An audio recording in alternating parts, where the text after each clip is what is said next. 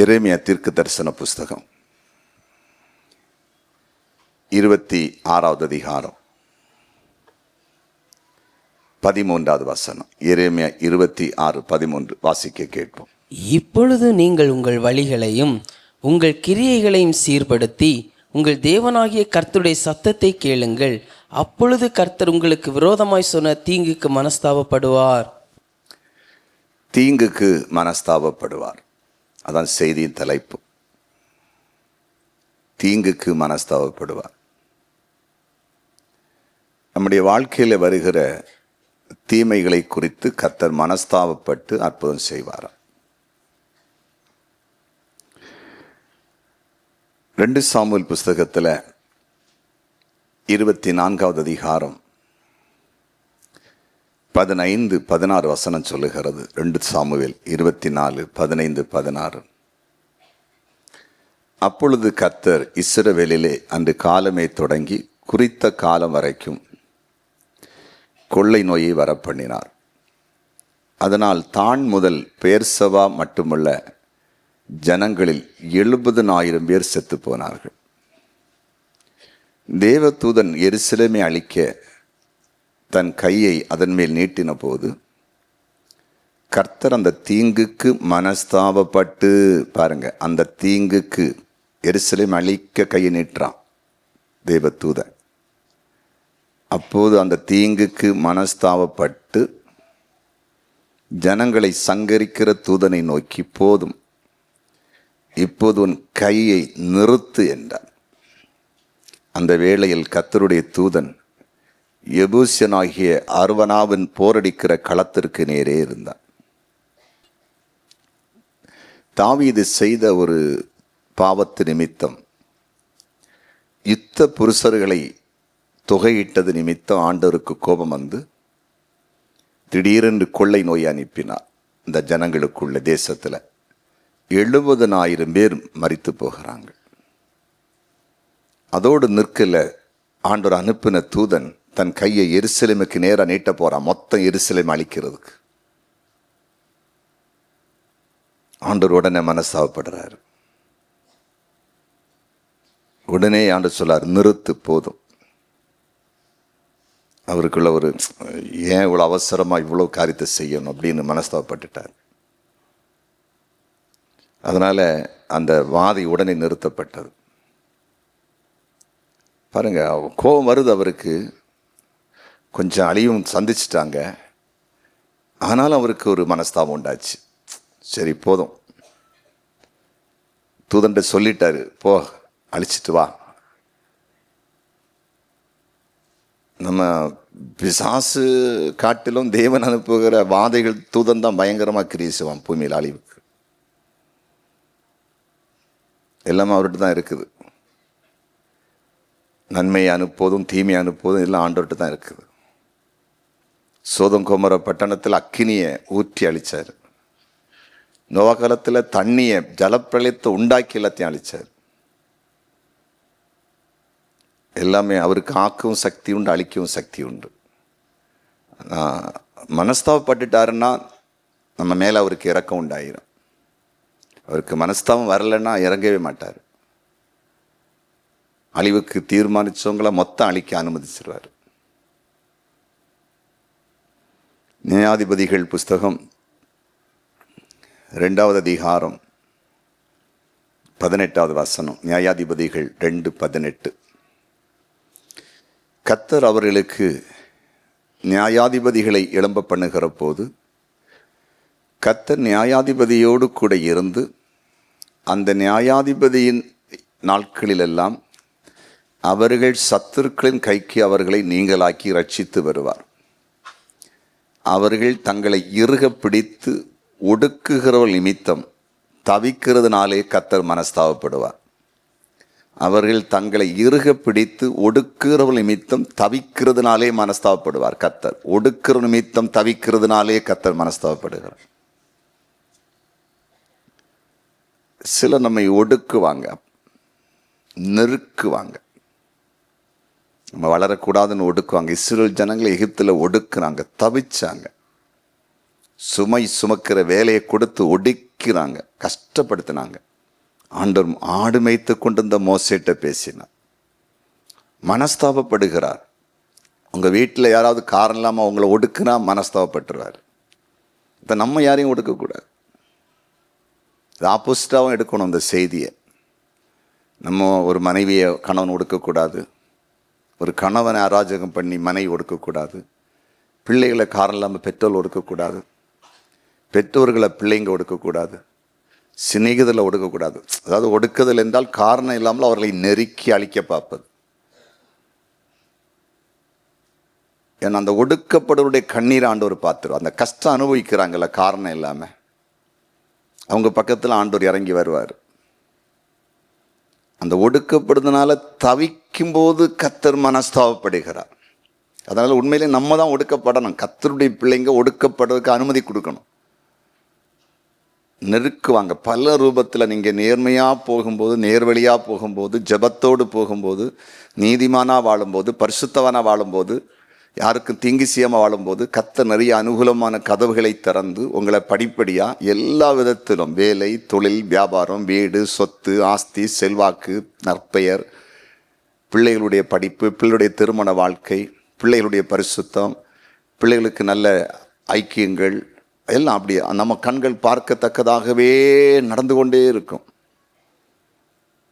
ஆனால் அப்படி நடக்க ஆரம்பிக்க ஒரு கூட்டம் எழும்பி ஒடுக்க ஆரம்பிப்பாங்க. பல விதத்தில், வார்த்தையினால், செய்கையினால், கிரியையினால், பணத்தினால், ஆள்பலத்தினால் இவங்க வளர்ச்சியை தடுக்கிறதுக்கு நம்ம ஒடுக்குனா அவங்க அமைங்கிடுவாங்கன்னு நினைப்பாங்க.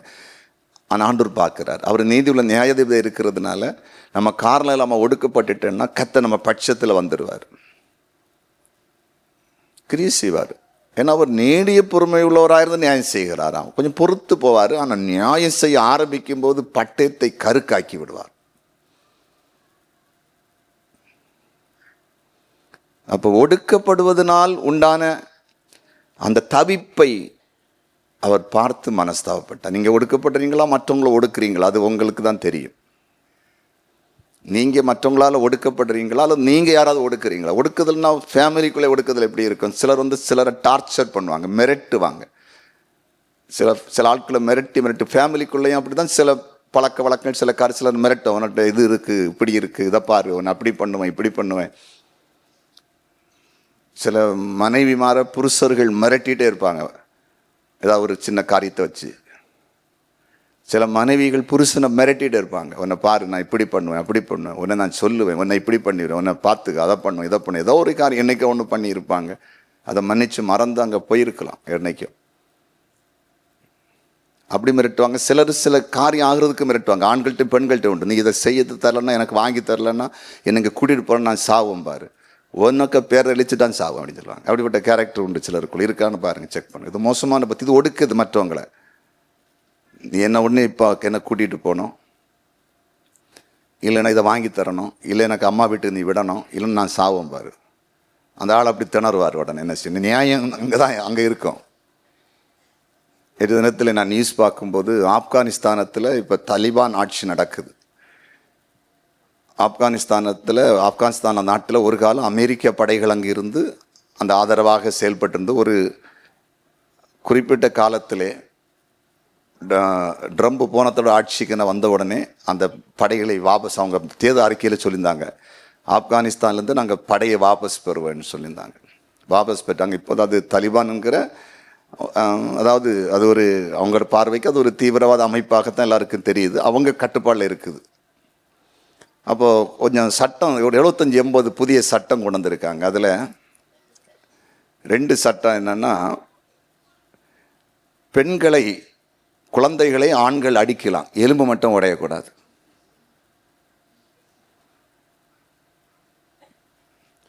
அப்புறம் புருஷன் பெர்மிஷன் இல்லாமல் அம்மா வீட்டுக்கு எங்கேயும் போனான்னா அவளுக்கு 3 மாதம் ஜெயிலு. பொம்பளைகளுக்கு நம்ம ஊரில் வந்து எப்படி இருக்கும் சட்டம்? இங்கே எல்லாரும் ஜெயிலு, இங்கே எல்லா பொம்பளைகளும் ஜெயிலுக்கு போ. புருஷன் அனுமதி கொடுக்காம அம்மா வீட்டுக்கு போனேன்னா, பெற்றோர் வீட்டுக்கு, அதான் கரெக்டாக அவங்க கொடுத்துறாங்க. போனால் அந்த பொம்பளை எத்தனை மாதம் செய்யலாம்? மினிமம் 3 மாதம். அது 2 தான் படித்தேன். இனி அதுக்குள்ளே போய் எனக்கு சிரிப்பு வந்தது. அதில் பெண்கள் எதிர்ப்பு தெரிவிச்சிருக்காங்க. ஆனால் தெரிவிக்க முடியாது, ஏன்னா இப்படி சொல்ல போட்டுருவாங்க. அதனால் அவங்க வாயை மூடிட்டு இருக்காங்க. அப்போ இதெல்லாம் ஒரு ஒடுக்குதல் தானே. ஆம்பளைகளுக்கு சப்போர்ட்டாக இருக்குது, பொம்பளைகளுக்கு எல்லாம் அங்கே சிக்கல் தான். நம்ம நாட்டில் அப்படி இல்லை, எல்லாருமே யாருக்கு சாதகமாக இருக்குது.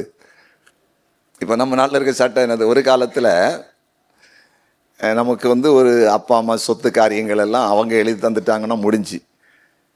அவங்க இறந்த பிறகு கூட ஆண் வாரிசுகள் எழுதி கொள்ளலாம், பிரச்சனை இல்லை. இப்போ அப்படி இல்லை, எல்லாருமே கையெழுத்து போடணும். அந்த சொத்து முதல் எழுதுலேயும் நிறைய விஷயம் உண்டு. விலைக்கு எழுதியிருக்காங்களா, உயில் எழுதியிருக்காங்களா, நிறைய அதில் உண்டு சிஸ்டம், பற்றி சிஸ்டம் உண்டு. இப்போ இது நிறைய பொம்பளைகளுக்கு கையில் அல்வா கிடச்ச மாதிரி, அல்வா மாதிரி. கையெழுத்து போடணுமா, எனக்கு இவ்வளோதான் கொடு, எனக்கு இவ்வளோ தான் கொடுத்தாங்க, இப்போ இன்னும் வேலை போகுது, அப்போ தான் கையெழுத்து போடுவேன். அப்படி இப்படின்னு கொஞ்சம் வித்தியாசமாக சில இடங்களில் போகுது. கண்ணாளுக்கு ஒரு சகோதரர் வந்தார். இப்படி எனக்கு 2 அக்காமார் சகோதரிமார்கள் நல்லா தான் இருக்கிறாங்க, பிள்ளையெல்லாம் காலேஜ் படிக்குது, இப்படி கொஞ்சம் சொத்து அம்மா அப்பாவுக்கு இருக்குது, நான் தான் அம்மா அப்பாவை பார்க்குறேன், எல்லாம் செய்கிறேன். ஆனால் அவங்க இப்போ என்ன சொல்கிறாங்கன்னா, ஒன்று எங்களுக்கு ஷேர் கொடு, இல்லைன்னா இத்தனை லட்சம் கொடு. அவர் கொத்ததில் செய்கிறாரு, பெரிய வருமானம் இல்லை, நல்ல மனுஷன், எனக்கு தெரியும். அவங்க தாய் தகப்பன் வியாதிப்பட்டால் கூட திருவந்தலுக்கு ஒரு பெரிய ப்ரைவேட் ஹாஸ்பிட்டல் கொண்டு போவார், அப்படிலாம் பார்ப்பார். அப்போ அவர் சொல்லிட்டு அதுவும் சொன்னார், சரி ஒரு 5 சென்ட் ஒரு இடத்துல விற்கணும்னு போட்டு இது பண்ணியிருக்கேன், அது கிடச்சுன்னா ஆளுக்கு இத்தனை லட்சம் கொடுத்து ஒதுக்கலான்னு இருக்கேன்னு சொல்லியார். எனக்கு அது கஷ்டமாக இருந்துச்சு கேட்கும்போது. அவர் சொல்லிட்டு ஒரு வார்த்தை என்னார், நல்லா தான் இருக்கிறாங்க எல்லாருமே, என்னோட நல்லா இருக்கிறாங்க, பிள்ளைங்க சொல்லுதான், விடக்கூடாது மாமனை, மாமனை விடக்கூடாது. சில சட்டம் எங்கே போய் நிற்கிது பார்த்தீங்களா.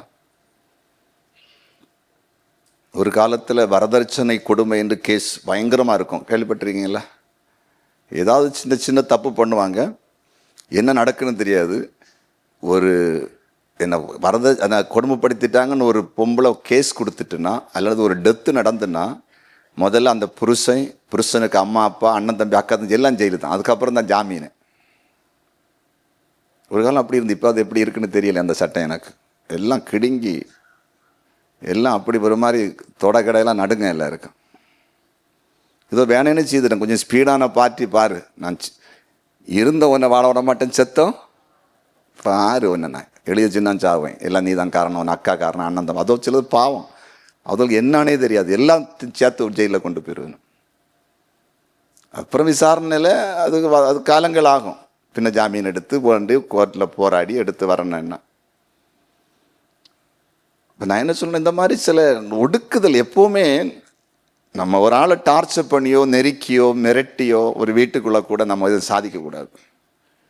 ஒரு ஆள் அவங்க நியாயம் இல்லாமல் இப்படி நான் செத்துடுவேன், இல்லை பண்ணிடுவேன், மேலே கேஸ் ஃபைல் பண்ணிடுவேன், அப்படி இப்படி நம்ம பண்ணி அவங்க செய்வாங்க பயந்து. அது ரொம்ப வேதனை, அது நமக்கு பிரச்சனை. நமக்கு இந்த மாதிரி உங்கள் பிள்ளைகளை நீங்கள் பழக்க வைக்கக்கூடாது, ஆம்பளையிலும் பழக்க வைக்கக்கூடாது, பொம்பளையிலும் நீங்கள் இப்படி வாழ்ந்து உங்கள் பிள்ளைகள் இந்த மாதிரி பழக்க உங்கள் மாதிரி தான் உங்கள் பிள்ளைகள் வளரும். இந்த இதுக்கு ஏன்னா ஒடுக்குதலுக்கு மனசாபம், எங்கே யார் ஒடுக்கப்படுறாங்களோ கர்த்தர் இறங்குவார். வசனம் இது, பைபிள் வேத வசனத்தை சொல்கிறேன். நம்ம யாரையாவது ஒடுக்கிட்டேன்னா அந்த ஒடுக்கப்படுகிற பக்கத்தில் ஏசப்பா அவரை நம்ம அழிஞ்சிடுவோம். அப்புறம் யுத்தம் பண்ண ஆரம்பிப்பார் நமக்கு. அப்புறம் கண்ணை காணாது, மூக்கை காணாது, வாயை காணாது, பெரிய அழிவு உண்டாகும் நமக்கு. 3வது சங்கீதம் 106வது சங்கீதத்தில் 106வது சங்கீதத்தில் 43 முதல் 46 வசனங்கள், 43, 46 வசனங்கள். அநேக தரம் அவர்களை விடுவித்தார், அவர்களோ தங்கள் யோசனையினால் அவருக்கு விரோதமாய் கலகம் பண்ணி தங்களுடைய அக்கிரமத்தினால் சிறுமைப்படுத்தப்பட்டார்கள். அவர்கள் கூப்பிடுதலை அவர் கேட்கும் போதோ அவர்களுக்குண்டான இடுக்கத்தை அவர் கண்ணோக்கி அவர்களுக்காக தமது உடன்படிக்கையை நினைத்து தமது மிகுந்த கிருபையின்படி மனஸ்தாபப்பட்டு அவர்களை சிறைப்பிடித்த யாவரும் அவர்களுக்கு இறங்கும்படி செய்கிறார். அநேக தரம் விடுவித்தார், ஆனாலும் கேட்காம அக்கிரமம் செய்கிறாங்க. அதனால சிறை அனுபவத்துக்கு தள்ளுறாரு. பாதிக்கப்படுறாங்க. ஆனால் கூப்பிடும்போது பின்னும் மனஸ்தாபப்பட்டு இறங்கியாரு. நிறைய சத்தியங்கள இருக்கு, அது விளக்குனா பயங்கரமாக விளக்கல. கூப்பிடும்போது இறங்குகிறார், கூப்பிடும்போது மனஸ்தாபப்பட்டு இறங்குகிறார். சரி பின்னும் கூப்பிடியாங்களே. கிதியோ நாட்கள் அப்படித்தான். அவங்க செய்த பொல்லாப்பு நிமித்தம் 7 வருஷம் மீதியான கையில் அவங்கள ஒப்பு கொடுத்தார் இஸ்ரவேலரை. ஐயோன்னு கூப்பிட்டாங்க. இறங்கி கிதியோன்கிட்ட பேசி போய் எதிரியை முறியடின்னு சொன்னார். அப்போ மனஸ்தாபப்படுகிறவர், தீங்குக்கு மனஸ்தாபப்படியார் ஆண்டவர். சரி இருக்கட்டும், தீங்குக்கு மனஸ்தாபப்படுவதற்கு என்ன செய்யணுமா? சும்மா மனஸ்தாபப்பட மாட்டார். அதே எரேமியா 26:13. தம்பி மறுபடியும் வாசி 26:13. இப்பொழுதும் நீங்கள் உங்கள் வழிகளையும் உங்கள் கிரியைகளையும் சீர்படுத்தி. முதலாவது நீங்கள் உங்கள் வழிகளையும் உங்கள் கிரியைகளை சீர்படுத்துங்க. அப்போதான் நான் தீங்குக்கு மனஸ்தாபப்படுவேன்னு சொல்றாரு. வழியை சீர்படுத்தணும். நம்ம வாழ்க்கையில நமக்கு வருகிற நிறைய தீமைகள், போராட்டங்கள், நெருக்கங்கள், வியாதிகள், கஷ்டங்கள் தான் தீங்கு, எதிர்ப்புகள், வழக்குகள், நம்மளை தாங்க முடியாத அளவுக்கு பிரச்சனைகள் போய்கொண்டே இருக்கிறது. அது தேவன் அனுமதித்ததா இருக்கலாம், பிசாசு கொண்டு வந்திருக்கலாம், ஏதோ சம்திங் ராங். இப்போது நம்மை சீர்படுத்த முயற்சி பண்ணணும். முதல்ல நம்மை சீர்படுத்த என்ன சீர்படுத்தணுமா? வழியை சீர்படுத்தணும். நம்முடைய வழி எப்படி இருக்குது? எண்ணாகும் புஸ்தகம் 22வது அதிகாரம், எண்ணாகும் 22வது அதிகாரம் 32, 33, 34 வசனங்கள். கர்த்தருடைய தூதனானவர் அவனை நோக்கி, நீ உன் கழுதையை இதனோடு 3 தடவை அடித்ததென்ன? உன் வழி எனக்கு மாறுபாடாய் இருக்கிறதுனால் நான் உனக்கு எதிரியாக புறப்பட்டு வந்தேன். உன் வழி எனக்கு மாறுபாடாய் இருக்கிறதுனால் நான் உனக்கு எதிரியாய் புறப்பட்டு வந்தேன். உன் வழி எனக்கு மாறுபாடா இருக்குது. நம்ம போற வழி கர்த்தருக்கு பிடிக்காத வழியா இருக்குது. அதனால எதிரியாய் புறப்பட்டு வரும்படிக்கு ஒரு தேவ தூதனை பட்டயத்தோடு அனுப்பினார் பிள்ளையான் தீர்க்கதரிசி போற வழியில். அடுத்த வசனம், கழுதை என்னை கண்டு இந்த 3 தரம் அது விலகிற்று, எனக்கு விலகாமல் இருந்ததானால் இப்பொழுது நான் உன்னை கொண்டு போட்டு கழுதையை உயிரோடு வைப்பேன் என்றார். அப்பொழுது பிள்ளையான் கர்த்தருடைய தூதன் நோக்கி, நான் பாவம் செய்தேன், வழியிலே நீர் எனக்கு எதிராய் நிற்கிறதை அறியாதிருந்தேன். இப்பொழுது உமது பார்வைக்கு இது தகாதா இருக்குமானால் நான் திரும்பி போய்விடுகிறேன் என்றான். அடுத்த வசனம்லாம் அவன் சொன்னார், நான் சொல்லுன்னு சொல்லிவிட்டாரு. சரி, ஆனால் ஏன் ஒரு தூதன் வழியை நிற்கிறான்? அதான் வழியில போக முடியல, கழுதை படுத்து கிடக்குது. மாறுபாடு, கர்த்தருக்கு பிடிக்காத ஒரு வழியில் அவன் பிரயாணம் பண்ணுகிறான். நாம் போகிற பாதை, நம்முடைய வழிகள், நாம் எடுத்திருக்கிற முயற்சிகள், நம்முடைய வேலை, தொழில், வியாபாரங்கள், படிப்பு, ஊழியத்தின் பாதை, நம்முடைய செட்டில் ஆக வேண்டிய இடங்கள் எல்லாம் அது தேவனுக்கு பிரியமான வழிகளா என்பதை சோதித்து பார்க்கணும். நம்ம எல்லாம் இஷ்டத்துக்கு நம்ம நடந்து கொண்டு, ஆண்டவரே என்னை தீங்குக்கு எனக்கு மனஸ்தாபப்படணும் பட வேண்டாம், அதை என்ன செய்யணும்? சீர்படுத்தணுமா? யாத்திராம் புஸ்தகத்தில் 13வது அதிகாரம், யாத்திராம் 13வது அதிகாரம் 17 முதல் 22 வசனங்கள். 17, பார்வோன் ஜனங்களை போகவிட்ட பின் ஜனங்கள் யுத்தத்தை கண்டால் மனமடிந்து எகிப்துக்கு திரும்புவார்கள் என்று சொல்லி பெலிஸ்தரின் தேச வழியாய் போவது சமீபமானாலும் தேவன் அவர்களை அந்த வழியாய் நடத்தாமல், நல்லா கேளுங்க பாருங்க, எகிப்திலிருந்து அவர்கள் கானானுக்கு போகும்போது பெலிஸ்தர் இருக்கிற வழியாய் போன ரொம்ப சமீபம் கானானு போகுது, அங்க போகல. பெலிஸ்தர் எதிராளிகள், யுத்தத்தை பார்த்து மனமடிவாகி எகிப்து போகணும்னு சொல்லுவாங்க. அதனால அந்த வழியாய் நடத்தாமல், அடுத்தது சிவந்த சமுத்திரத்தின் வனாந்தர வழியாய் ஜனங்களை சுற்றி போக பண்ணினார். நல்லா கேளுங்க, சிவந்த சமுத்திரத்தின் வனாந்தர வழியாய் ஜனங்களை சுற்றி போக பண்ணினார். இஸ்ரவேல் புத்திரர் எகிப்து தேசத்திலிருந்து அணி அணியாய் புறப்பட்டு போனார்கள்.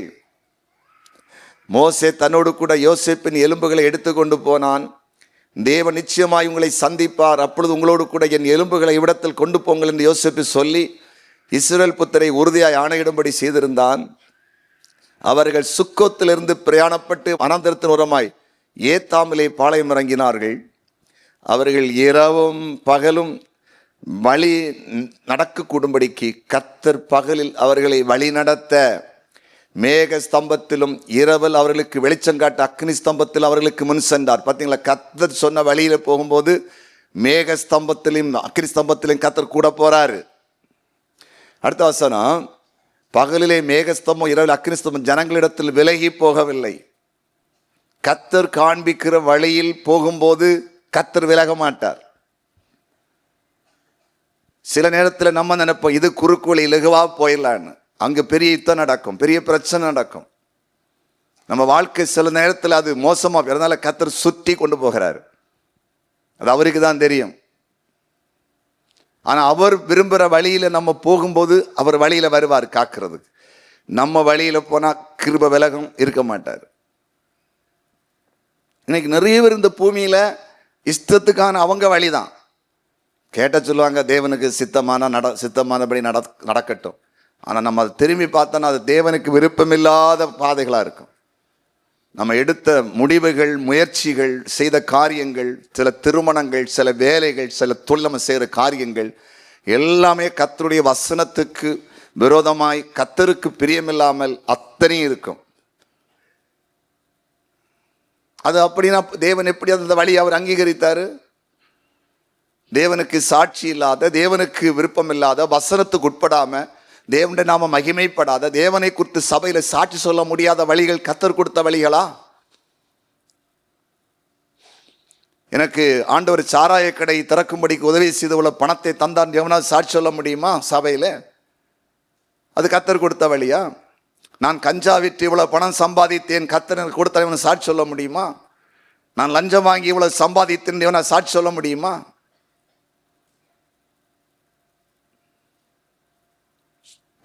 யோசித்து பாருங்க. அப்ப இது கர்த்தர் கொடுத்த வழியா? அப்ப இந்த பூமியிலே ஃபார் எக்ஸாம்பிள் சொல்ற அப்படின்னு எத்தனை வழிகள் இருக்கு? தேவனுக்கு பிரியமில்லாத வழிகள். நாம் தெரிந்து கொண்டது அல்லது நாம் நடந்து கொண்டிருக்கிற பாதை, நாம் செய்து கொண்டிருக்கிற காரியங்கள், வாழ்ந்து கொண்டிருக்கிற ஸ்தலம், வாழ்க்கை முறைகள் எல்லாம் தேவனுக்கு விருப்பமானதா? இதுக்கு ஒரு நாளை மனஸ்தாபப்பட்டிருக்கிறோமா? இதெல்லாம் நடந்துச்சு, வழி மாறிட்டு ஆண்டவரே என் மனஸ்தான் சீர்படுத்தி இருக்கிறோமா? அதை ஆண்டவரத்தில் வந்து சொல்லி இருக்கிறோமா? ஒப்புரவாகி இருக்கிறோமா?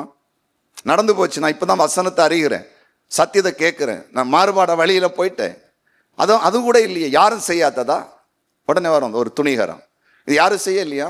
உலகத்தில் யாரும் பண்ணாத நான் பண்ணிட்டேன், என் பிள்ளைங்க யாரும் செய்யாத. அங்கே தான் விண்ணாடி விழுது. என்ன தேவ சமூகத்தில் போய் அப்போ அறியாத காலத்தில் பண்ணிட்டேன்ப்பா. எத்தனை பேர் சொல்கிறாங்க, நாங்கள் கர்த்தர் அறியாதனால இப்படி பண்ணிட்டோம், அறிஞ்சிருந்தா இப்படி செய்தோம். எத்தனை மனசு அந்த குடும்பங்கள் இறங்கி இருக்காரா தேவன்? அவங்க வாழ்க்கையை மறுபடி கட்டி இருக்கிறார், பிரகாசி அவங்க சந்ததிகளை ஆசீர்வச்சிருக்காரு. அதான் சீர்படுத்துறது. அதான் சீர்படுத்துறது.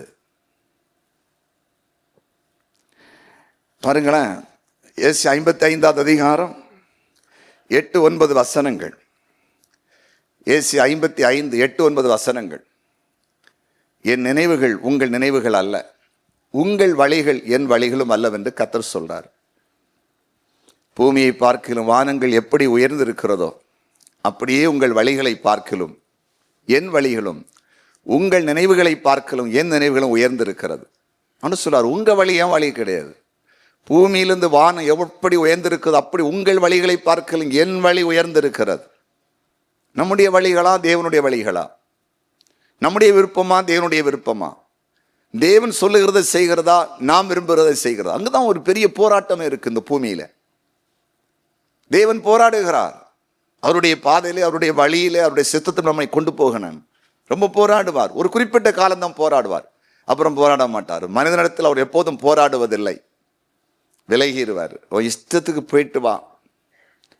இளைய குமாரன் தகப்பனை விட்டு போகும்போது தகப்பன் போராடி இருப்பான். மகனை நீ போற ரூட்டு சரியில்லைப்பா, உனக்கு இங்கே என்ன குறை இருக்குதா, ஏன் நீ துர்தேசத்துக்கு போனோம், என்ன ரீசன் சொல்லு. உனக்கு சாப்பாடு பற்றாக்குறையா, பணப்பற்றாக்குறையா, வஸ்திர பற்றாக்குறையா, இல்லை உனக்கு இங்கே வேலை வாய்ப்பு இல்லையா? எத்தனை எனக்கு வேலைக்காரர், இந்த வேலைக்காரில் உனக்கு நடத்த முடியாது, நீ இங்கே வேலை செய்ய உனக்கு சம்பளம் கொடுக்க மாட்டானா, ஏன் நீ போற? உடனே அவன் கொடுத்துருக்க மாட்டான். நல்லா போராடி இருப்பான் தகப்பன், இவன் போராடி இருப்பான் அப்பாட்ட. அதெல்லாம் எனக்கு சொல்ல அவசியம் இல்லை, எனக்கு உரிமை உண்டு. நீர் பெற்று வளர்த்தனால எனக்கு பங்கு கூடும், இல்லை நான் கேஸ் போடுவேன், ஏதாவது சொல்லி மிரட்டி இருப்பான். சரின்னு கொடுத்துருப்பாரு. அவனுடைய நிலைமை பாருங்க, அந்த வழி எவ்வளோ மோசமாக இருந்துச்சு, அவன் போன பாதை எவ்வளோ மோசமாக இருந்தது. நல்லா புரிந்து கொள்ளுங்க, நம்ம வழி இல்லை, தேவனுடைய வழி. ஆண்டவர் அறிந்த உங்களோடு பேசுகிறார். வழி மாறி இருந்தா ஆண்டவர்கிட்ட நீங்களே போய் உட்கார்ந்து மனஸ்தாப்பட்டு அழுது புலம்பி கேளுங்க, இறங்கிடுவார். தேவன் அதான் மனஸ்தாப்படுகிறவர். அதில் துணிகரமாக எதிர்த்து நிற்காதீங்க. அது துணிகரமான இருதயமா, இதெல்லாம் என்ன பெரிய மேட்ரு அப்படி நினைக்காங்க. சரண்டராங்க, ஜப அறையிலே போய் அழுங்க, ஏசப்பட்ட இறங்குவார். ஆனால் இனி ஆண்டவர் அறிஞ்சிருக்கு, நீங்க சரியா அவருடைய வழியை கண்டுபிடிச்சு நடைங்க. ரொம்ப ஒரு பக்தி உங்களுக்கு உண்டாகட்டும், ஒரு பயம் உண்டாகட்டும். ரொம்ப அந்த வழிகளை சரியா கண்டுபிடிங்க. என்ன, நம்ம வழியை காட்டிலும் பூமியை காட்டிலும் வானம் எவ்வளவு உயர்ந்து இருக்குதோ, தேவனுடைய வழி அவ்வளோ உயரமாக தான். கர்த்தர் காண்பிக்கிற வழியில நம்ம பிரவேசித்தேன்னா அது வித்தியாசமாக இருக்கும். நம்ம லைஃப், நம்முடைய எதிர்காலம், நம்ம பிள்ளைகளுடைய எதிர்காலம், குடும்பத்துடைய நிலைமைகள் எல்லாமே அது பயங்கரமாக இருக்குன்னு அக்னிஸ்தவம் மேகஸ்தவம் இருந்து பார்த்தீங்களா இஸ்ரேல் மக்களுடைய பிரயாணத்தில். அதுதான் இதில் ஆவிக்குரியவங்க நிறைய பேர் இப்போ அவுட் ஆகிருக்கிறீங்க. கர்த்தர் உங்கள்கிட்ட பேசுவார். மாம்சத்தில் போய் நின்று சில விஷயத்தை நீங்கள் யோசிக்கிறது, கர்த்தர் பேசுவார். கர்த்தர் தந்ததை எத்தனை இடத்துல இங்கே வெற்றிருக்கீங்க. நாட்கள் ஆண்டவர் என்னோட ஒரு காரியத்தை பைபிளை வைத்து பேசினார். பாரு, ரூத் மோபாத் தேசத்திலிருந்து எருசலேமுக்கு வந்தாள். முதல்ல போவாஸ் கல்யாணம் பண்ணலை. போவாஸ்கிட்ட போய் அவ மாமியார் ஆலோசனைப்படி கல்யாணம் பண்ணுறதுக்கு போறா. அவன் சொல்லிட்டான், வெயிட் பண்ணு, எனக்கு என்ன காட்டிலும் சுதந்திரவாளி ஒருத்தன் இருக்கான், சீனியர் ஒருத்தன் இருக்கான், அவன்கிட்ட கேட்கட்டும். அவன் கல்யாணம் பண்ணானா நான் ஒன்றும் பண்ண மாட்டேன். அழகா பேசினான். அவன்கிட்ட விசாரித்து அவன் பேசினா, அவன் சொன்ன வேண்டான்னு சொல்லிட்டான். எனக்கு ஆண்டு என்ன பேசினாருன்னா, ரூத்து அவன் கல்யாணம் பண்ணியிருந்தான்னா, ரூத்து அவன் அந்த வழியில தான் தாவீது பிறந்து அந்த இயேசு பிறந்திருப்பார். அவன் அந்த பாக்கியத்தை இழந்தான். அந்த போவாசுடைய இடத்துல அவன் இருந்திருப்பான். அந்த பாக்கியம் அவனுக்கு கிடைக்கல. போவாசுக்கும் ரூத்துக்கும் பிறந்த பிள்ளை தான் தாவீதுடைய தாத்தா. அந்த சந்ததியில வந்துச்சு. அந்த பாக்கியத்தை அவன் இழந்தான், விட்டான்.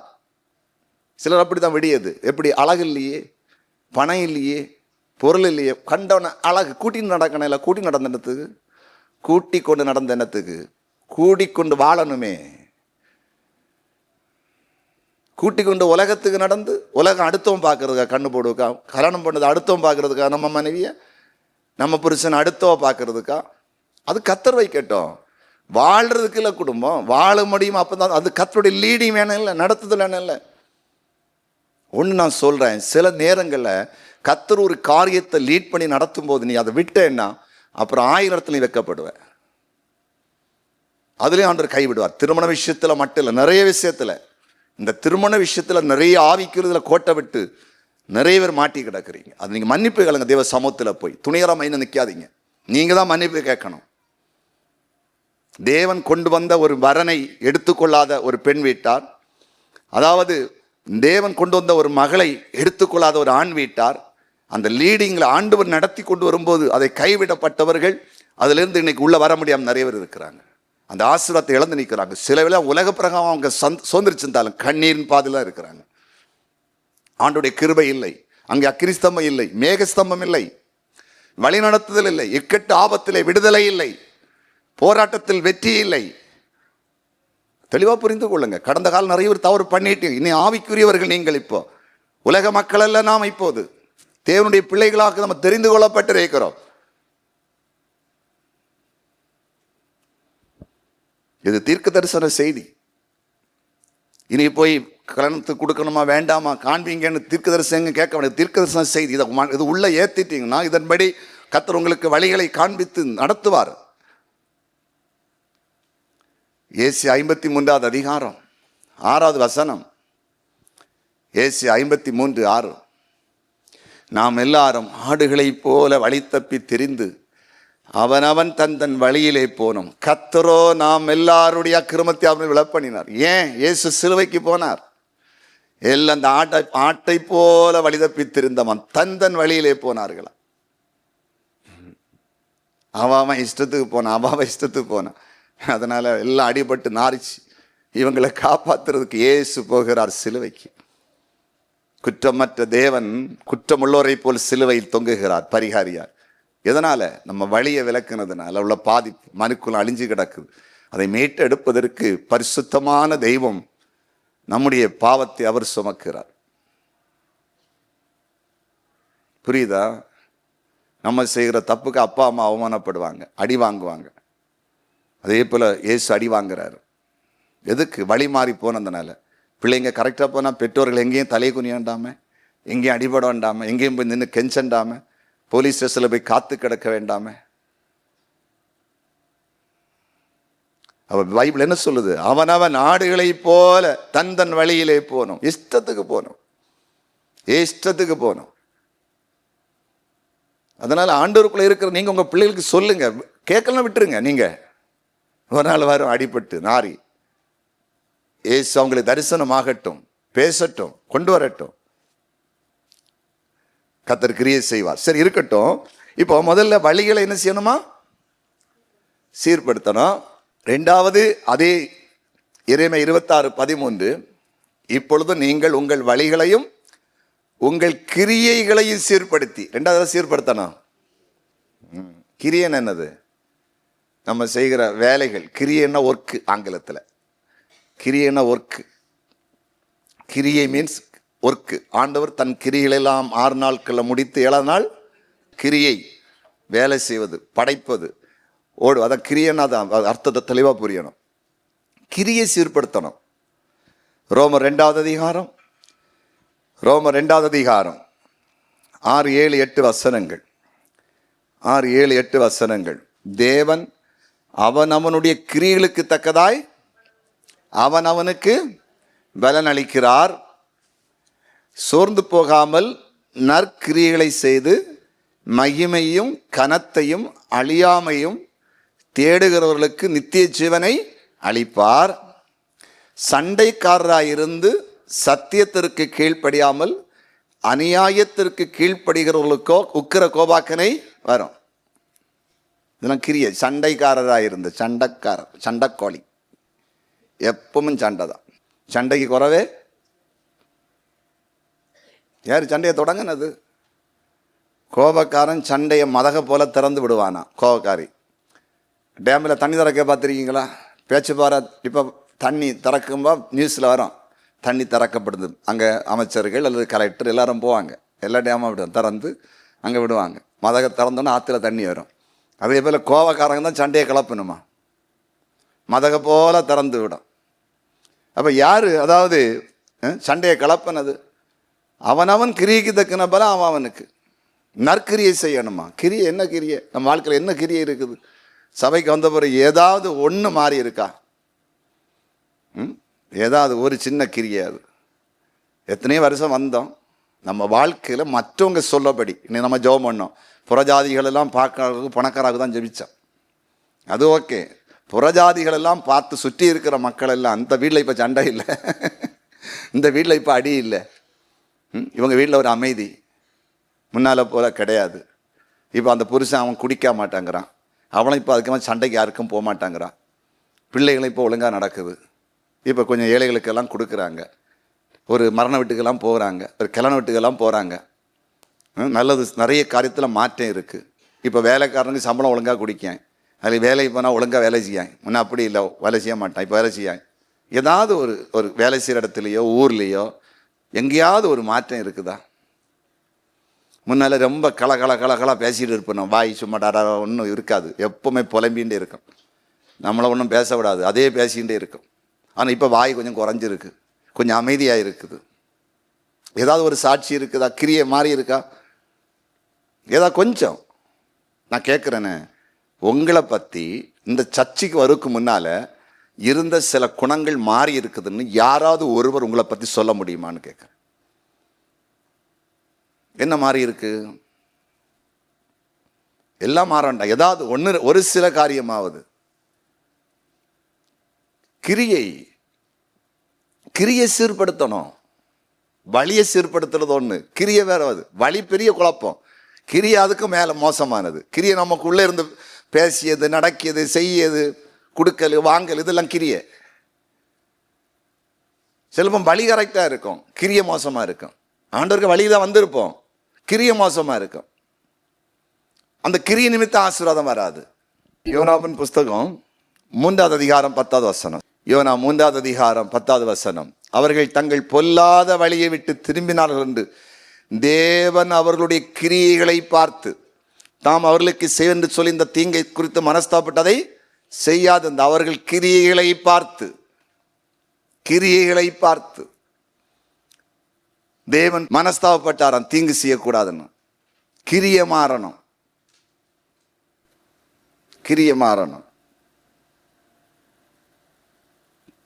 சபைக்கு தான் போவோம், ஆட்களெல்லாம் கூப்பிடுக்கணும், குறை இருக்காது. ஆனால் மருமகள்கிட்ட ஒரு அன்பே இருக்காது. அவளை கண்டா பழைய சண்டை தான் இப்பவும். ஆனால் எல்லாரும் வாருங்க, கூட்டத்து வாருங்க, வீட்டில் ஜபக்குழு வாருங்க ஒன்று பாரு கலைய மருமகளையே காண விட மாட்டாங்கிறான். ஆனால் பெரிய கூட்டமாக இவளுக்கு. மருமக கூப்பிடாது, எங்கள் வீட்டில் ஜபக்குழு சோத்திர கூட்டம், எங்கள் சர்ச்சில் கன்வென்ஷன். பாரு, மாமியார் ஒரு போலாம் கொடுக்க மாட்டான், ஒரு கப்பு தண்ணி கொடுக்க மாட்டான், சர்ச்சுக்கு போகும்போது தான் கொடுக்க மாட்டான். இப்போ கோயிலுக்கு போகிறா இல்லை, குடிச்சா குடிச்சுட்டு போட்டு கொடுத்து பார்க்கலாம். இல்லை பெரிய கூட்டத்துக்கு கூப்பிடியா, சோத்திர கூட்டம், அவங்கள சோத்திர கூட்டம். இவ்வளோ போய் சாப்பிட இல்லைங்க, எனக்கு உறக்கம் வராது. கிரியெல்லாம் கொஞ்சம் மாறணும். அப்புறம் என்ன சோத்திர கூட்டத்தை கூப்பிடா, ஜபக்குழு கூட பாரு, புருஷனை இப்போ நான் வாழ போகிறேன் கூப்பிடியா, பெரிய சோத்திர கூட்டம் இவ்வளோ வீட்டில்.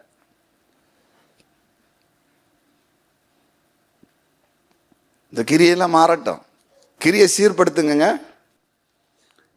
அப்பதான் தேவன் நம்ம ஃபேமிலியில் வருகிற சில பிரச்சனைகளுக்கு, காரியத்துக்கு, நஷ்டத்துக்கு மனஸ்தாப்பட்டு இறங்குவாரு.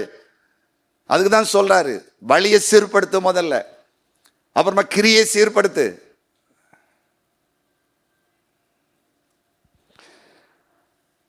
யோவான் சுவிசேஷம் 8வது 39 யோவான் 8:39. அதற்கு அவர்கள், ஆபிரகாமே எங்கள் பிதா என்கிறார்கள். இயேசு சொன்ன வார்த்தை. இயேசு அவர்களை நோக்கி, நீங்கள் ஆபிரகாமின் பிள்ளைகளாய் இருந்தால் ஆபிரகாமின் கிரியைகளை செய்வீர்களே. இயேசு சொல்லாங்க, நாங்க யார் தெரியுமா?